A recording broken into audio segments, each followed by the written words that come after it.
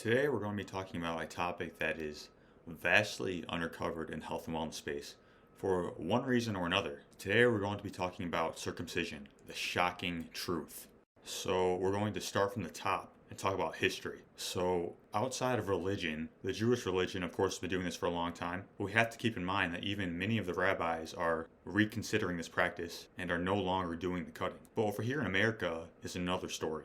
It actually started here by a physician named Dr. Steve Harvey Kellogg. Now, this may sound familiar because this is the same guy who created your Kellogg's cornflakes. But even with that, the whole origins of cereal is a whole another thing that's very similar to this. We won't get that today, but it is an interesting story. Now, this man's mission was three-pronged. Number one was to improve physical health. Number two was to improve physical fitness. Number three was to suppress sexual desire. Now, this is like a game that you would play when you were a kid. Like, which one of these does not fit here? He was very bullish on reducing sexual pleasure because he believed that it was the root of all sickness and disease, which is the origin of how this really started in America. Now, in the Victorian era, they believed that sex was harmful outside of procreation. They believed that it was a cause of physical and mental illness, which kind of led up to this point. But now, as our perception of it changed as a nation in America, because it's obviously much more different these days and much more open, the marketing of the procedure actually changed to it's not like a moral thing anymore, it's more of a physical thing. So they changed it to just physically cleaner, which is absolutely not the case. So Dr. Kellogg's goal was to reduce sexual pleasure and eliminate masturbation. Now, he obviously did not succeed at the latter. Look, man has been uncircumcised for hundreds of thousands of years. This is the way that it's always been. Do you really think that nature or the creator or whatever you believe made a mistake and then humans have to go and fix it? Especially in the area of reproduction, the thing that keeps the race going. Now, there's really no research in the first place to support this is actually cleaner. Like when we have a nurse saying this is just cleaner, so you should cut this off, it's kind of like a ridiculous preschool explanation to cut something off of your body. First of all, if that was the case, just wash it. But in research, we have to look at two things: the relative risk reduction and the absolute risk reduction. Now, the relative risk reduction is something that is used to compare clinical trials. So it doesn't really have anything to do with you. It's more about comparing trials. While the absolute risk reduction is about you, and that's a risk reduction for you as an individual. So you can have a study saying that you have like a 10% risk reduction of something, but the absolute risk reduction may only be 1%. So there's a lot of sneaky ways to interpret research and a lot of ways to go about it. But I'm going to get into why we have a foreskin in the first place. Number one is sensitivity.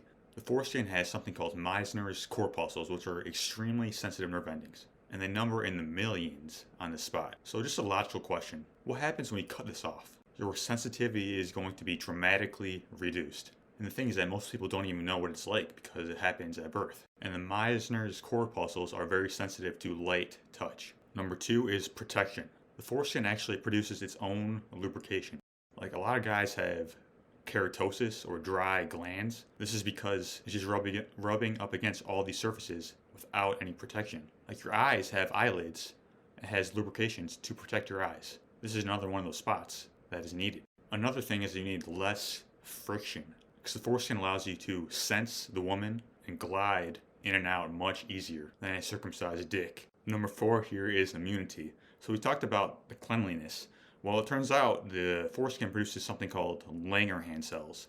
Now, these Langerhans cells are responsible for secreting antimicrobial agents that keep the surface clean. Now, when we go back to the dry skin, the keratosis we talked about, what is that? That is more susceptible to infection. So it's absolutely nuts. So we need the foreskin. Over here in America, we're just so used to it. We think it's normal. But what we don't understand is like, this is really the only place that this is happening on a routine basis in the world. Like the rest of the world is not doing this. The stats used to be 99% in America. Now it's down to 60%, which is great. That's an amazing reduction. But the thing is, it's way too high still. So what can we actually do about this? Believe it or not, there's a lot of like circles that work on men's healing with this. Like when guys find out, they just don't want to hear it. They want to hear that they're normal. Look, if you know anything about somatic therapy and how trauma works and how the body works, like trauma just doesn't leave, especially like the first day they're born, when our baby's supposed to be like held by their parents and not get its dick cut. That doesn't just leave the body like we may think. So there are a lot of guys who experience grief about this, and there's actually hundreds of thousands of men who are actively restoring their foreskin, which I'll get to. Somatic therapy can really help with this. because there's a lot of things going on in the unconscious mind that we may not understand how it's really affecting our life. It's really about forgiving yourself and knowing that even if like you're a parent hearing this, like understand that you did the best that you could with the knowledge that you had. You definitely were not trying to damage anyone. And the thing is that there are solutions. And if we're going to heal from the root, we must heal first emotionally. We did the best that we could. Now, the best that we can do is move forward with these lessons in an empowered way to affect positive change. So there is a process called foreskin restoration. This is actually done since the times of the ancient Greeks, because foreskin was extremely valued back in that time. It's a very long process. It involves like using certain devices like pull over the skin to kind of redevelop the foreskin. Maybe something you want to look into. The thing is, like, it doesn't really have the nerve cells there. The protection is there, but the myosinus corpuscles aren't going to be there. And there may be some regenerative medicine type things down in the future. But the point is here that we are designed by nature. The most important thing is to live an empowered, fulfilling life. I understand this may be difficult to hear, but when we come to grips with the truth, then there is something we actually can do about it. Create positive change moving forward. Having this information, do not create another trauma cycle. Do not do this with a future son. Understand that you are the one, and the power is in your hands.